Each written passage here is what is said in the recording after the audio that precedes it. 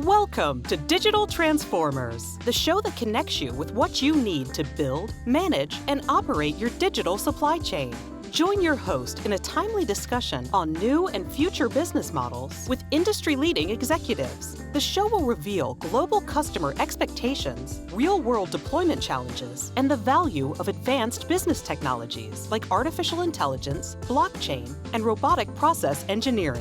And now, we bring you Digital Transformers. Hello, everyone. My name is Kevin L. Jackson. I'm here to present to you the Digital Asset Innovators. This is a series from the National DigiFoundry where we highlight the individuals and organizations that are innovating across the digital asset ecosystem. Today, I am so happy to have with me innovators from the Blockchain Academy, Mr. Ryan Williams and Mr. Bryant Nielson. I had to make sure I had said that right. Thank you very much for joining me. Thanks for having us. It's a pleasure to be here. So Ryan, the Blockchain Academy, I mean, you are what you say you are, right? Yeah, quite. Tell us a bit about yourself and the Blockchain Academy. Yeah, absolutely. I would call myself a workforce professional. I feel, education is a means to getting a job and employment, right? And that's the space I've always been with college and universities mainly. And without the right skills, particularly as we go forward, I very much feel we need to partner to distribute knowledge and information and workforce development. So that's what's brought me into this space with my partner, Bryant Nielson here. It's sort of a unique arrangement. I understand that, I guess, Bryant actually founded the Blockchain Academy, but now you have another organization that you're leading. Correct. So I founded the Blockchain Academy due to a client request back in 2015, and we delivered our first training in 2016, January of 2016. But as we've come through this journey, one of the things that we've actually come to understand is that having education by itself is not necessarily sufficient. What you end up having to do is you have to have a certification that is a part of the process.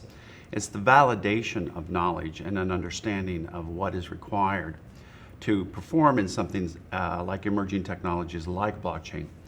So what we've done is we've created the Web3 certification board, and it's kind of forced me to actually step away from the Blockchain Academy simply because the certifications that we're trying to establish are going to be ISO and ANSI certified certifications. And as a result of that, I have to have a level of independence. But what the certifications brings to the National DigiFoundry is it brings to it two things. It brings a touchstone to the accomplishments of all the participants in terms of validating their skill sets, not only for their participation in the DAO, but also for their employment outside of the DAO.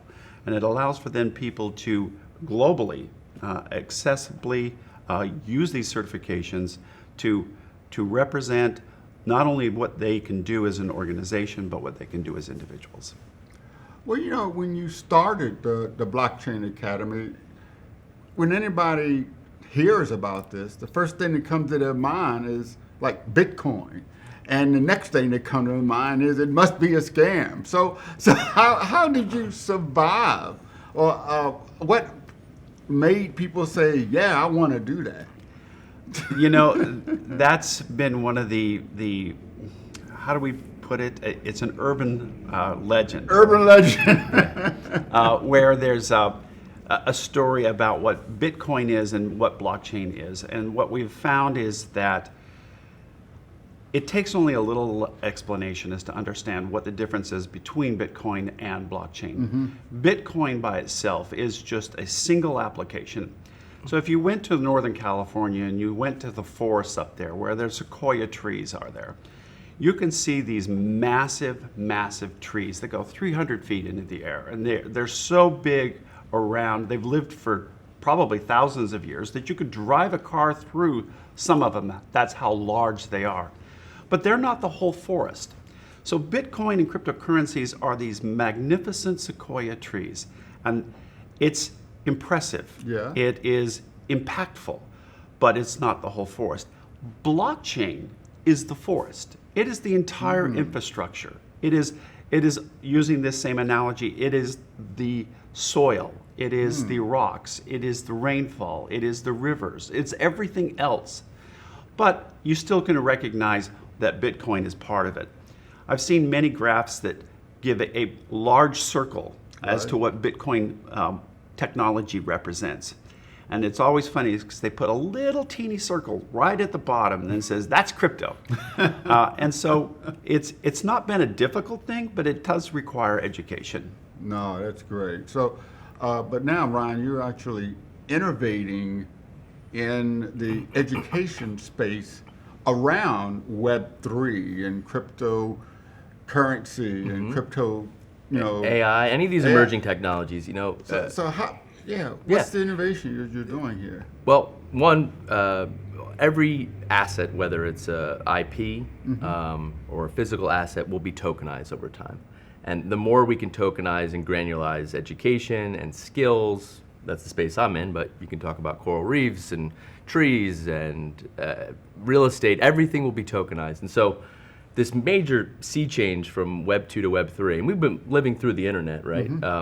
But now we get to own the internet. And this is something that's really lost on people as we make this transition. And it's kind of going back to the individual, right? We're no longer our data should come back to us, and we have to take control of this. So, but the college and universities and higher education, they've been doing what they've been doing for so long, and they're great at research, but when it comes to these emerging technologies and the skills that are needed right now, because we're innovating a lot faster than previously before, we feel it's our mission to really help schools, launch quickly or experiments like the DAO to quickly educate everybody that's a part of it, give them the tools and resources to get started, and then we hope to establish standards in the industry that are widely recognized, and we can all say, all right, this person can actually do this skill, they can code a smart contract, and they're hireable, because it's really hard to find talent in the space, and workforce in general. So how do you make that better? And we believe it's the tokenization of skills and applying those skills to individuals and making sure the universities have the means to do that quickly as the sea change comes. You said a term there, you want to own your piece of the internet. It's sort of akin to owning some land.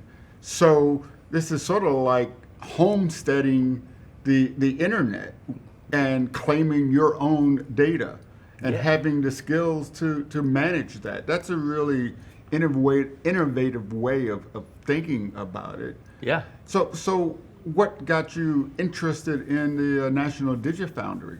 Well, you guys are actually doing it, right? It's a lot of this space, particularly in the crypto space, it's a lot of great ideas, people raising money, and maybe sometimes it's too much about the raising of the money and not the actual application and building of it. But again, there's not enough talent to do that. That's largely been the choke point for our growth. And I love what the DigiFoundry is doing is because you're actually applying the technology from jump. It's not, hey, we're going to do this and get a bunch of people together. You're building it, and then people are making it better as a community. And so we're really excited to be a part of that. And the first step is using tokens to gain access to education, but eventually we want to tokenize and gamify education in general because our attention spans are getting shorter. We need we need those dopamine hits. So if you can make it part of an achievement that's tokenized, I really think we're on our first step to that journey with NDF. Oh wow, that's amazing. But Bryant, this is not a local thing. It's you're actually part of an international drive to really professionalize Web3. Right. So certifications by themselves generally are issued by the local institution. Okay. So in a previous version of the Blockchain Academy, we thought that we could just issue the certifications ourselves. The problem with that is then there's no value to the certification because there's no standard that's set. So you could create an academy and then say, my 2-hour course makes you a blockchain developer. You can come to the Blockchain Academy and take 25 hours worth of coursework and have to do another 20 hours worth of project work to get that same certification. So there was really no standard that was being set. No equivalence. Or equivalence. So part of what we knew is we actually had to raise that. We actually had to go out and find ISO. Actually has a standard that's called 17024, and it is the standard for personal understanding and knowledge. And so all of the certifications that we are creating are adhering to this new standard, this international standard. And ISO doesn't issue accreditation to certifications directly. They do it through every country group. And in the United States, it's ANSI. So ANSI is the approved accreditor for certifications. So we're working with the ANSI people in Washington, D.C. And ANSI is what? ANSI is the American National Standards Institute. We're working with them in Washington, D.C. to make sure that all of the certifications that we have not only meet what's referred to as a job task analysis, but once we have a job task analysis associated with the certification, we then work through what's called a blueprint. Once we've then built the blueprint, which is the knowledge base that a person has to have for that specific certification, then we have to go and create the assessment. But the assessment is just not just a couple of people creating these questions. Each question has to go through a bias analysis through a psychometrician. A psychometrician is a professional who goes through and makes sure that there's a question is asked in such a way and the answers are answered in such a way that there is no bias based on race or gender or even generational functions. So I'm obviously not a Gen Z person, but it would happen. I know it's deceiving, but that's what we're trying to do, and that's the effort that we're going through. Simply because then all of these standards, because we're adhering to the ISO standard, they'll be accepted by governments around the world, therefore by corporations. This is really amazing. One thing that kind of gave me a chuckle is that you're actually using NFTs for this. I mean, the big craze was about buying and selling NFTs and investing in NFTs. But Ryan, you're using NFTs to indicate the certifications and the name. that really gets me. Yeah. So there's a big difference to the NFTs we're focused on, and still the industry's getting there, and it has to do with identity. So they're either called identity tokens or soul-bound tokens, meaning it's an NFT that it's typically an image or something along those lines, and it's a record that you receive, and once you achieve it, once it comes to you, and this could be same for vital records, birth, marriage, death certificates, it's all tied to the individual, so that cannot be transferred. It has no monetary value outside of what it means to the individual, right? And so we believe that soul-bound tokens are going to be more important. Your health records will eventually be identity tokens. It'll all be tied to the individual. Again, this is coming back to the data and you owning your own data. So we feel, when you graduate from a great institution like University of Texas, San Antonio, you get a degree, but a lot of times you're like, oh, I need my transcript. What? Why don't you have your transcript? You got to go back to the bursar's office. They're like, well, it's $50, and so but I already paid $50,000, right? So the point is, once you achieve something, or once it's really your data, it should be tied to you as the individual, and you should have control over it, right? You know what? When you think about it, this is the ultimate when it comes to a digital asset. I mean, it's your soul. Right. So I really love the way you guys are approaching this, and the innovations are going to be, awesome. So thank you very much for joining me here to talk about the innovations that you're doing in creating the ultimate digital asset. And thank you very much for joining us in Digital Asset Innovators. Please visit the National DigiFoundry at digifoundry.org. Thank you. Thank you for supporting Digital Transformers and for being a part of our global Supply Chain Now community. Please check out all of our programming at supplychainnow.com. Make sure you subscribe to Digital Transformers anywhere you listen to or view the show, and follow us on Facebook, LinkedIn, Twitter, and Instagram. See you next time on Digital Transformers.